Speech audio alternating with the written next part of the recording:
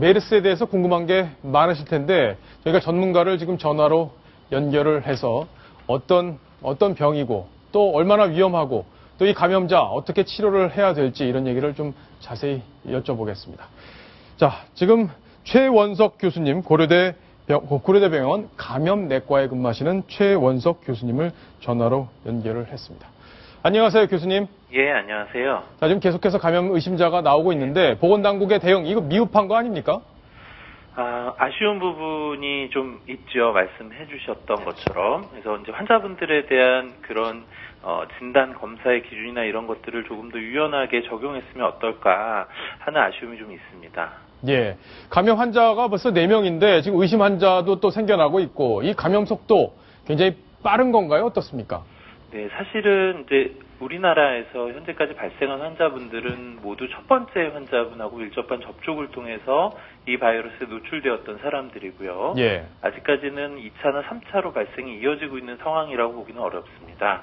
또 외국에서 보고된 사례들을 보면 한 환자를 통해서 우리나라의 경우보다 더 큰 규모의 집단 발병이 있었다는 사례 보고도 있고요.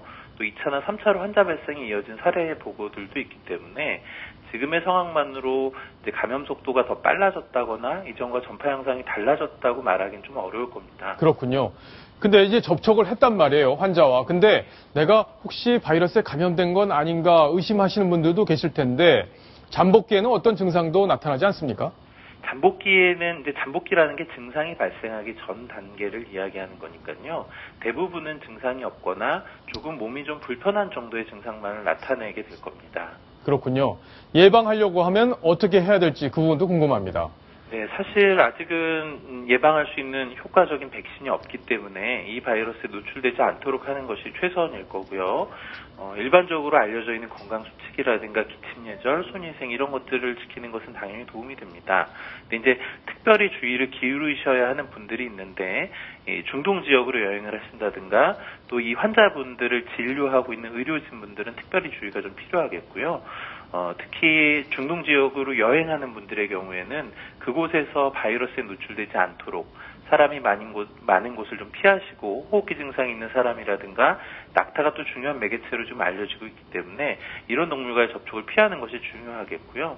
또 여행을 다녀오시고 나서 만약에 증상이 2주 이내에 생기셨다면 빨리 의료기관을 찾으셔서 본인의 여행력을 꼭 이야기를 하시고 진단을 받아보는 것이 중요할 것 같습니다. 네, 알겠습니다. 자, 지금까지 고려대병원 감염내과의 최원석 교수였습니다. 감사합니다. 네, 감사합니다. 자, 아마 많은 정보가 되셨을 텐데 앞으로 어떻게 흘러갈지 감염자가 얼마나 늘어날지 정말 걱정되는 상황이 아닐 수 없습니다.